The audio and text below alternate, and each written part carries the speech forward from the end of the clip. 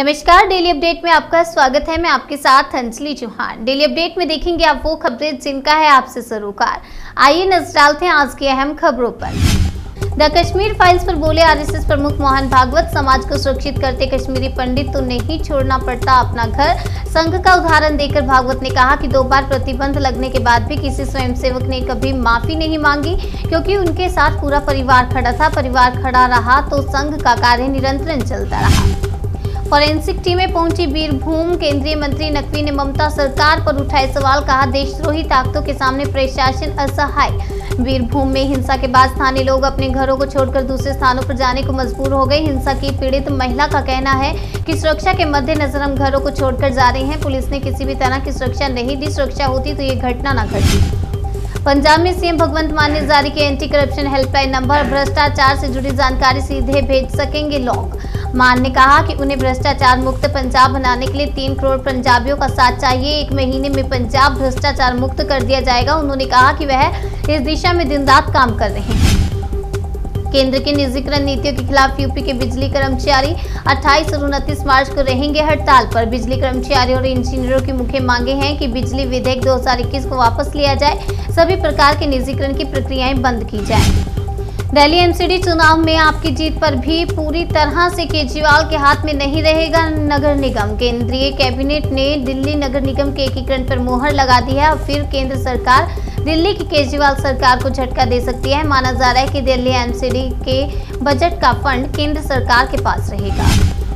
महाराष्ट्र के चंद्रपुर में हादसा। सीवेज टैंक की सफाई के दौरान दम घुटने से 3 श्रमिकों की मौत। वेस्टर्न कोलफील्ड्स लिमिटेड के 3 संविदा कर्मियों की दम घुटने से मौत हो गई। पुलिस ने बुधवार को ये जानकारी दी।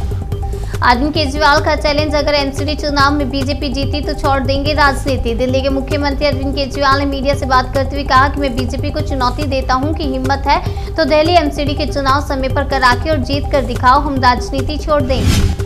दिल्ली में बीते 24 घंटे में 104 लोग हुए कोरोना संक्रमित। 1 की मौत। दिल्ली में बीते 24 घंटों में कोरोना के 104 नए मामले सामने आए, जबकि इससे 1 व्यक्ति की मौत भी हो गई और वहीं इन मामलों के बाद घटकर कोरोना पॉजिटिविटी रेट 0.37% हो गया है। हैदराबाद में दर्दनाक हादसा। आग से 11 मजदूर जिंदा जले। सीएम ने किया 5 लाख के मुआवजे का ऐलान। वहीं मौके पर दमकल की करीब 8 गाड़ियां आग बुझाने पहुंची। दमकल विभाग के अधिकारी के मुताबिक अब तक 11 शव बरामद किए जा चुके हैं। राकेश टिकैत का सरकार पर बड़ा आरोप, कहा किसानों की जमीन लूट उद्योगपतियों को देने की हो रही है साजिश। किसान नेता राकेश टिकैत ने बड़ा आरोप लगाते हुए कहा कि किसानों की जमीन लूटने की पूरे देश में साजिश हो रही है। भारत ने समय से पहले हासिल किया $400 अरब के गुड्स एक्सपोर्ट का लक्ष्य। पीएम मोदी ने दी बधाई। प्रधानमंत्री नरेंद्र मोदी ने ट्वीट कर इस बात की जानकारी दी कि भारत ने पहली बार $400 अरब के गुड्स एक्सपोर्ट का लक्ष्य हासिल कर लिया। उन्होंने इसके लिए बधाई भी दी है। द कश्मीर फाइल्स को लेकर महबूबा मुफ्ती का बीजेपी पर हमला। कश्मीरी पंडितों का किया जिक्र। महबूबा मुफ्ती ने कहा कि जम्मू कश्मीर में लोग लगातार पीड़ित हैं और अत्याचार सह रहे हैं। बीजेपी और खुद PM Modi film the Kashmir files का प्रमोशन कर रहे हैं। धामों के राज्य में फिर धामी। इतिहास रचकर दूसरी बार संभाले उत्तराखंड की सत्ता। पुष्कर सिंह धामी ने उत्तराखंड के मुख्यमंत्री पद की शपथ ली। इस मौके पर पीएम मोदी सहित कई केंद्रीय मंत्री और राज्यों के मुख्यमंत्री मौजूद रहे। महंगाई पर बोले अखिलेश, सरकार की गलत नीतियों की वजह से बढ़े पेट्रोल डीजल के दाम, कारोबारी मस्त, जनता त्रस्त। समाजवादी पार्टी के अध्यक्ष अखिलेश यादव ने कहा कि पहले से पता था कि चुनाव खत्म होते ही महंगाई बढ़ जाएगी। उन्होंने कहा कि समाजवादी पार्टी को जनता ने जो जनादेश दिया है, संघर्ष का जनादेश दिया है। युवराज सिंह की बेहद ही नेक पहल। मेडिकल कॉलेज और सरकारी हॉस्पिटल में लगवाए 120 सीसीयू यूनिट। कोरोना वायरस महामारी के मद्देनजर युवराज सिंह सरकारी हॉस्पिटल्स की हालत सुधारने में योगदान दे रहे हैं। युवराज सिंह ने मेडिकल कॉलेज में 120 सीसीयू यूनिट लगवाए हैं।